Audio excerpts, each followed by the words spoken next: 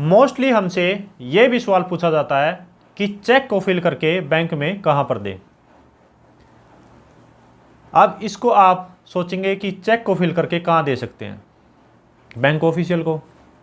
बिल्कुल ठीक है, बैंक ऑफिशियल को दे सकते हैं, लेकिन ये सिर्फ और सिर्फ आपकी यूज़ पर डिपेंड करता है कि चेक को फिल करके बैंक में कहाँ पर देना है। अब इसके अलग अलग जो पर्पज़ हो सकते हैं वो मैं आपको बता देता हूँ। अगर आपने खुद के लिए जो अमाउंट निकलवाना है तो खुद के लिए ही आप चेक लेके जाएंगे। आपने खुद का चेक लिया, उस चेक को फिल किया, उस पर सेल्फ फिल किया, उसके साथ जो है विड्रॉल स्लिप फिल की, और वो आपने क्या करना है, बैंकर को या फिर जो भी वहाँ पर कैशियर है उसको दे देना है। मान लीजिए उसमें आपने 50,000 अमाउंट फिल किया, सेल्फ करके आपने वो फिल कर दिया, अब आपने बैंकर को दे दिया, कैशियर को दे दिया, तो अब जो आपको वो अमाउंट वहाँ से मिल जाएगा। ये तो पर्पज़ था कि आपने खुद के चेक से ही अपना पैसा निकलवाना था, तो उस चेक को कैसे यूज़ किया और कहाँ पर बैंक में दिया। अब क्या है कि अगर मान लीजिए आपका खुद का चेक है लेकिन आपने पेमेंट किसी और को करनी है, और वो किस मोड से करनी है, आरटीजीएस या फिर एनईएफटी। तो अब आपने आरटीजीएस या फिर एनईएफटी करना है, तो उस सिचुएशन में क्या है कि आपने अपना चेक तो ले लिया, उसको फिल भी कर दिया, आरटीजीएस या फिर एनईएफटी के रिगार्डिंग आपने फॉर्म भी फिल कर दिया, तो अब किसी को भी आप अमाउंट ट्रांसफ़र करते हैं तो उस सिचुएशन में भी जो आपका चेक जाएगा वो भी एक बैंकर, जो भी वहाँ पर ऑफिशियल एम्प्लॉई है या फिर कैशियर, उसको आपने देना है, तो वो जो है आरटीजीएस या फिर एनईएफटी उस बेनिफिशियरी के अकाउंट में ट्रांसफ़र कर देगा।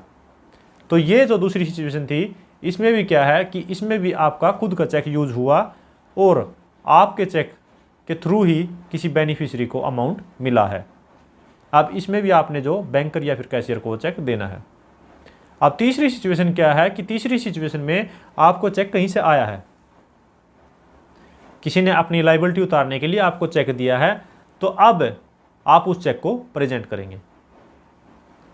अब आपने प्रॉपर उस चेक को फिल किया, नाम, उसमें जो भी डेट है या फिर अमाउंट है, सिग्नेचर उस पर उस पर्सन के ज़रूर होंगे, अगर पॉसिबिलिटी है तो उसकी बैक साइड में भी उसके सिग्नेचर ज़रूर लें। अब उस चेक की बैक साइड में आपने डिटेल मेंशन की है, नाम जो भी है, आपका account, bank and branch, mobile number, और उसके साथ जो है डिपॉजिट स्लिप वो भी आपने फिल कर दिया है। अब उस चेक को क्या करना है, उस चेक को ये नहीं है कि आपने बैंकर को या फिर कैशियर को देना है। अब वहाँ पर हर बैंक में मोस्टली ड्रॉप बॉक्स होता है, चेक ड्रॉप बॉक्स। अब उस स्लिप के साथ और उस चेक को आपने उस ड्रॉप बॉक्स में डाल देना है और उसकी जो है वो रसीद ले लेनी है। तो ये अलग अलग सिचुएशन है कि आपको चेक को किस पर्पज़ के लिए यूज़ करना है, तो उसी अकॉर्डिंग आपने चेक को या तो बैंकर को देना है या कैशियर को देना है या फिर जो है ड्रॉप बॉक्स में डाल देना है। तो अब आपने वो चेक ड्रॉप बॉक्स में डाल दिया तो मैक्सिमम 2 से 3 दिन के अंदर क्लियर या फिर बाउंस हो जाएगा। सो फ्रेंड्स, ये थी वीडियो जिसमें आपने जाना कि चेक को फिल करने के बाद बैंक में कहाँ पर देना है या फिर उसको किस तरीके से यूज़ करना है। सो फ्रेंड्स, अगर ये वीडियो आपको अच्छी लगे तो लाइक कीजिए, शेयर कीजिए, और अगर आपने चैनल अभी तक सब्सक्राइब नहीं किया तो चैनल को सब्सक्राइब कर लीजिए, क्योंकि चेक से रिलेटेड बहुत ही बढ़िया कंटेंट इस चैनल पे आने वाला। Thank you so much, bye bye.